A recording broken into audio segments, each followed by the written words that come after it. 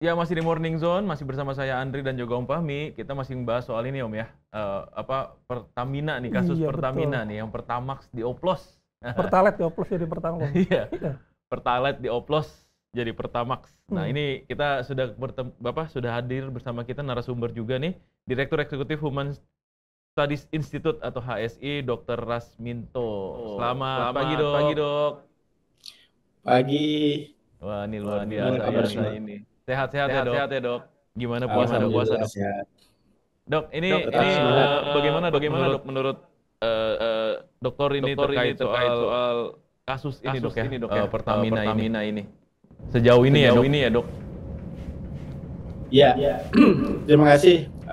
Pertama kan begini ya, kalau kita melihat kasus yang menimpa Pertamina ini bagian dari masalah tata kelola ya sebenarnya.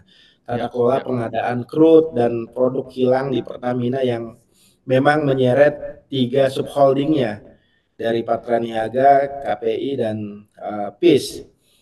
Jadi juga sejumlah perusahaan rekanan nih dengan dugaan yang ternyata sangat fantastis. Jadi kalau perkiraan pertama dari Kejagung ini mencapai 193,7 triliun, tapi bisa tembus 1000 triliun lebih. Jadi kita memang perlu masyarakat, akademisi, pengamat memang harus jeli ya terhadap analisis kebijakan publik yang kuat dalam bagaimana melihat kasus ini dalam penegakan hukum yang tegas. Karena apa? Karena ternyata dari masalah tata kelola pengadaan crude minyak mentah atau minyak mentah di Pertamina bergeser pada kasus pengoplosan. Nah, ini Bung yang memang harus kita lihat gitu. Kalau itu dok terkait masalah Ahok yang akan buka-bukaan di Kejagung. Dia kan mantan komisaris utama 5 tahun. Dan dia akan membongkar katanya rasuah Pertamina. Tanggapannya gimana tuh, Bang? Ya, kita kan tahu ya, Pak Ahok atau Basuki Cahayapurnama ini kan mantan komisaris utama PT Pertamina periode 2019 sampai 2024. Lalu bicara tentang lokus dan kapan dan di mana kejadian dari masalah kasus korupsi tata kelola pengadaan crude ini kan berkisar antara 2018 sampai 2023. Artinya keterlibatan Pak Ahok ini sebenarnya sangat erat ya. Artinya keterlibatan dari dia sebagai kewenangan sebagai komut ini harusnya bukan hanya cawe-cawe nih pasca kasus ini diungkap, tetapi bagaimana pada saat dia menjabat harusnya itu kan sudah bisa ada mitigasi ya, bukan hanya sekedar sekarang cawe-cawe di media massa. Nah, kita lihat sendiri kan ada podcast di Narasi hampir 4 juta setelah 1 hari. Lalu juga di podcastnya TV swasta nasional hampir lebih dari 3 juta. Artinya apakah ini kita lebih pada pandangan kita masyarakat ini seperti seakan-akan tergeser kepada masalah Ahok, tetapi yang secara kewenangan tersendiri bagaimana Ahok juga menceritakan dalam podcastnya itu ini ada loh oknum-oknum lainnya seperti dari BPK, lalu juga dari SKK Migas, Lemigas dan segala macamnya, termasuk yang memang perlu kita lihat sendiri itu adalah Menteri BUMN itu sendiri. Karena apa? Konstruk hukum dari kasus ini sendiri kan nggak bisa berdiri sendiri. Ahok sebagai komut, lalu Dirut Patra Niaga itu berdiri sendiri, ataupun dari kilang Pertamina Internasional KPI maupun Pertamina International Shipping PIS itu. Jadi nggak bisa berdiri sendiri, semua ada konstruk yang berantai. Kenapa mereka berani melakukan kegiatan kasus seperti ini, tindak pidana korupsi ini? Tentunya ada backing-backing yang memang harus kita bongkar gitu. Jadi satu sisi memang Ahok juga harus lihat keterlibatannya, tetapi apa yang diungkapkan ini adalah membuka mata publik bahwa ternyata begitu kompleks permasalahan yang ada. Begitu, Bung Fahmi. Nah, terkait bantahan Dirut Pertamina Simon Alaisus yang kata tidak ada itu pengoplosan Pertalite jadi pertama. Dia juga memastikan bahwa RON 92 itu pertama yang kualitasnya sangat baik tuh, Dok. Gimana tuh? Ya, apa yang disampaikan Dirut Simon maupun PLH ya, kita juga lihat PLH PT Pertamina Patraniaga ini juga cukup meyakinkan ya, karena memang sebenarnya kalau bisa kita lihat kasus utama ini adalah terkait masalah kita tidak bisa memungkiri bahwasanya pengusutan masalah yang awalnya sebenarnya ini tata kelola pengadaan crude dan produk kilang nih, ya kan, oleh Kejagung. Tapi ternyata ini juga berimbas kepada permasalahan oplosan nih, BBM oplosan, di mana publik itu melihat bahwa hanya masalah oplosan sendiri, jadi bergeser. Jadi tentunya rakyat ini juga memang kalau kita lihat sangat mendukung apa yang telah dilakukan oleh aparat hukum, terutama Kejagung. Tetapi jangan sampai persoalan-persoalan ini malah bergeser pada Pertamina sendiri yang telah berkontribusi besar terhadap bangsa dan negara nih. Maka memang ketika bicara tentang isu oplosan, blending dan segala macam yang disampaikan oleh Dirut Pertamina sendiri, Simon Alaisus maupun oleh PLH Dirut Patraniaga misalnya, ini kan sangat disayangkan. Jadi kasus ini malah bergeser pada kasus pengoplosan itu sendiri, yang sebenarnya siapa sih yang dirugikan dari kasus pengoplosan itu sendiri kan gitu. Karena kalau kita lihat memang agak tidak masuk akal misalnya, karena kalau terjadi pengoplosan berarti ada manipulasi kualitas RON yang dikonsumsi masyarakat, ya kan, melalui SPBU nih. Maka kita lihat apakah ini sudah ada deteksi dari, kan banyak nih sebenarnya dari Kemen SDM, Lemigas, SKK Migas dan lembaga-lembaga independen lainnya nih. Ya kan, ini kan panjang dari 2018 sampai 2023. Jadi cukup panjang. Jadi dengan dengan sistem pengawasan yang berlapis semestinya kan ini nggak mungkin nih terjadi gitu, sesuai dengan apa yang dijelaskan oleh Dirut Pertamina itu sendiri maupun PLH Dirut Patraniaga kan gitu. Karena apa? Sistem pengawasan yang kita ketahui ini kan bukan hanya didistribusikan kepada SPBU milik Pertamina nih, atau SPBU Corporate Owned Corporate Operated atau KOKO Pertamina, tapi juga ada SPBU yang didistribusikan ke Kodo, Dodo dan brand lainnya kan, seperti SPBU di Shell, AKR, Pipo maupun di BP nih kalau memang terjadi pengoplosan.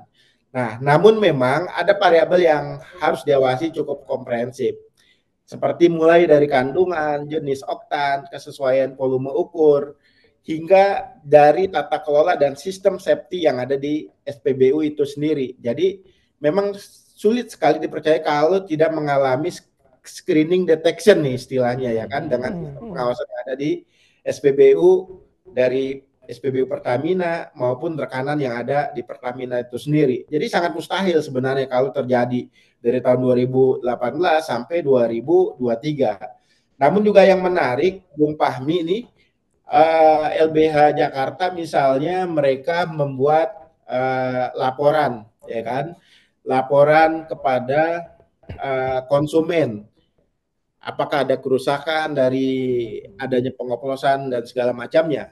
Nah, ini kan menarik. Ini kan baru dilakukan pada saat gencar-gencarnya pergeseran dari isu korupsi tata kelola minyak mentah yang dilakukan 3 subholding Pertamina itu bergeser pada pengoplosan. Sehingga apa? Sehingga apakah bisa persoalan yang berlanjutlah sekian lama panjangnya dari 2018 sampai 2023 ini itu berlangsung hingga saat ini. Padahal ketika bicara screening detection dini yang dilakukan oleh berbagai lembaga yang ada di Pertamina maupun di Lemigas, ITB maupun dari SKK Migas, ini kan sangat kontradiktif gitu. Apalagi ketika kita menelaah konstruksi hukum tentang pengusutan kasus tata kelola pengadaan crude dan produk kilang yang dijelaskan oleh Kejagung nih misalnya. Karena apa? Ini kan semacam ada cipta kondisi untuk melakukan impor dan menghindari ketentuan DMO crude. Jadi saya lebih bagaimana apa yang isu pergeseran isu kepada pengoplosan, kita lebih bagaimana semestinya fokus pada kasus impor dan bagaimana menghindari DMO crude ini. Karena apa? Karena dari proses pengadaan ini sebenarnya negara sangat dirugikan. Negara dan rakyat sangat menjadi korban. Bayangkan dari temuan awal Kejagung mencapai 193,7 triliun. Dan ketika bicara rentang 10 tahun ini berarti hampir 1 triliun atau 1.000 triliun gitu. 1.000 triliun. Jadi persoalan ini yang memang harus kita fokus. Artinya ketika bicara tentang pengoplosan dan masalah kasus utamanya itu adalah tata kelola crude minyak mentah ini, ya kan? Pertamina ini menyalurkan ke SPBU, lalu dikonsumsi oleh masyarakat adalah RON 92. Karena oktannya sudah ditingkatkan melalui proses produksi misalnya, sehingga jelas dan terang benderang bahwa kasus sebenarnya itu adalah kasus hukumnya itu bukan penipuan terhadap konsumen, tapi lebih pada manipulasi jenis olahan di kilang yang diimpor tidak sesuai spesifikasi atau atas pembelian. Jadi lokus hukumnya itu atau permasalahannya itu adalah pada manipulasi jenis olahan di kilang nih, Bung. Bukan pada pengoplosan itu sendiri gitu. Jadi sebenarnya kan masyarakat tidak dirugikan ya, Bang? Kenapa? Masyarakat berarti tidak dirugikan sebenarnya dari kasus ya kalau bicara tentang apa yang sudah dilakukan dalam proses screening detection dini di Pertamina, SKK Migas, terus juga lembaga-lembaga independen seperti kampus yang dilakukan oleh teman-teman ITB dan segala macamnya, sebenarnya masyarakat atau konsumen tidak dirugikan gitu. Apalagi yang dijelaskan oleh Dirut Pertamina Simon Mandiri maupun oleh PLH Dirut Patraniaga, mereka secara produk yang ada diterima oleh masyarakat itu dengan memang kualitas RON 92 gitu. Apalagi hasil Lemigas juga jelas RON-nya jelas RON 92 gitu. Nah, sehingga barangkali ketika terjadi pergeseran isu dari kasus korupsi tata kelola minyak mentah kepada pengoplosan, ini kan menjadi pertanyaan mendasar nih bagi kita. Apakah masyarakat sudah tidak percaya kepada lembaga-lembaga pemerintah, misalnya seperti Lemigas, BPH Migas maupun SKK Migas kan gitu. Jadi kalau memang sudah ada kejadian seperti ini, artinya Indonesia itu sudah dalam darurat gitu. Kenapa? Karena rakyat sudah tidak percaya pada Pertamina ya kan sebagai perusahaan negara yang kita ketahui selama ini sudah memberikan kontribusinya dengan menyalurkan BBM dan LPG ke seluruh pelosok negeri. Kan itu. Lalu pertanyaan kedua, kenapa isu yang tadinya terkait impor minyak mentah dan produk jadi bergeser ke masalah pengoplosan gitu. Siapa yang bermain dan apa tujuannya? Kalau bicara teori konspirasi, tentunya ini adalah kita selalu berpikir ini ada pergeseran pemain saja nih, mafia-mafia gitu. Tetapi tolong dong, jangan sampai perusahaan negara yang kita bangga-banggakan, Pertamina yang begitu luar biasa kontribusinya terhadap bangsa dan negara, dan ketika bicara tentang kontribusi pendapatan, ini cukup signifikan kan, 6-8% kan pada postur APBN, artinya cukup besar sebenarnya gitu. Satu lagi bang, itu kan penyidik Kejagung kan beberapa kali waktu itu menggeledah rumah pengusaha nasional Rizal Khalid. Itu ada benang merahnya nggak bang dengan kasus ini bang? Karena kan anaknya Muhammad Keri Adrianto itu kan pernah dijadikan tersangka kan di Kejagung. Iya, oke, Bung Fahmi. Ya tentunya ini sangat erat ya, karena kita lihat bagaimana keterlibatan dari sang maestro lah, maestro migas ini nih, Rija Mafia kali bang, Khalid ini. bukan maestro bang. Apa itu? Mafia kali mungkin, bukan maestro. Nah, itu tergantung ya pandangan kita masing-masing. Karena apa? Kan begini, Kejagung sudah menetapkan sang putra maestro ini kan, Keri Andrianto Riza, ya kan? Kita ketahui bahwa Keri ini adalah beneficial ownership dari PT Navigator Katustiwa, yang dimana menjadi rekanan subholding Pertamina dalam pengadaan impor crude dan produk kilang nih yang ada di Pertamina. Nah, kita lihat sendiri bahwa memang ketika bicara tentang maestro ini kan memang dia bukan pemain baru ya di migas, terutama masalah yang terjerat dalam Pertamina sendiri kan, bahwa Kejagung juga sudah menggeledah kediamannya atau rumahnya dan pabriknya sendiri gitu kan. Nah, juga kalau kita lihat sendiri bahwa persoalan trading migas ini juga si RC ini atau Rija Khalid ini juga sudah banyak terlibat dalam kasus-kasus kontroversi, termasuk peminta saham kan gitu. Jadi kita ingat juga masyarakat terkait dengan skandal Pertamina misalnya yang dulu di tahun 2014 misalnya, skandal Pertamina Energy Trading atau istilahnya itu Petral.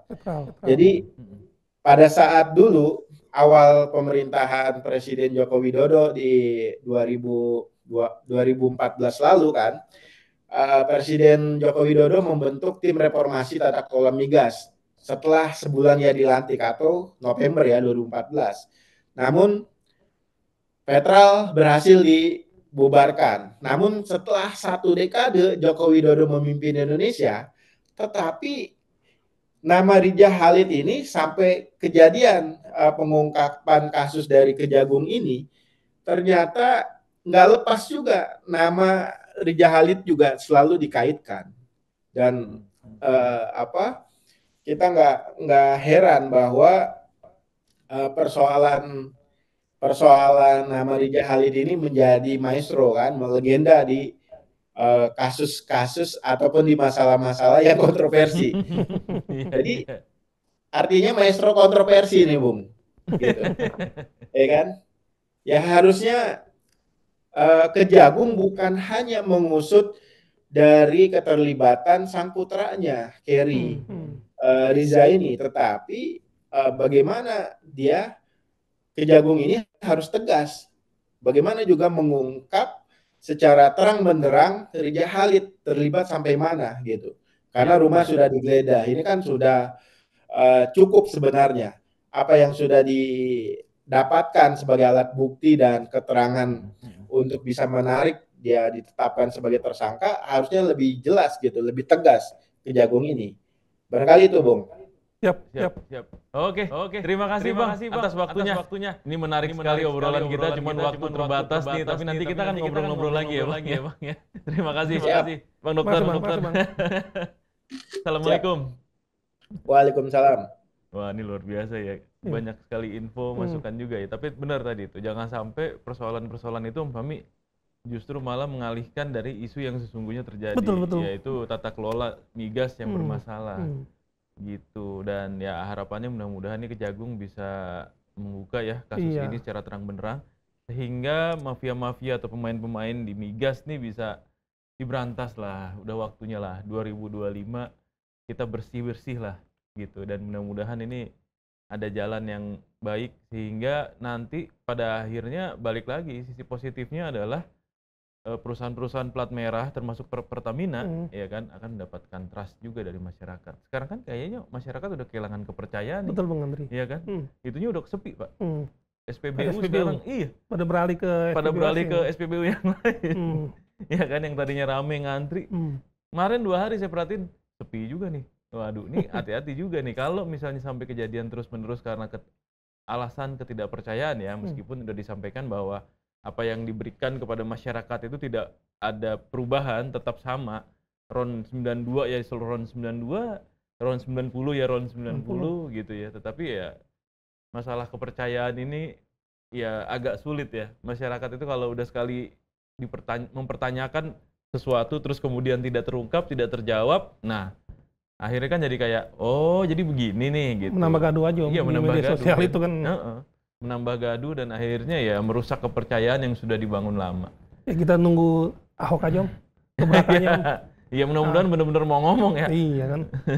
Dan ya kita tunggu perkembangan selanjutnya untuk kasus ini Om Fahmi ya. Siap, Pak Menteri. Oke, terima kasih. Oke Zoners, kita ketemu lagi besok tetap di jam 8 sampai jam 9 pagi. Selamat pagi.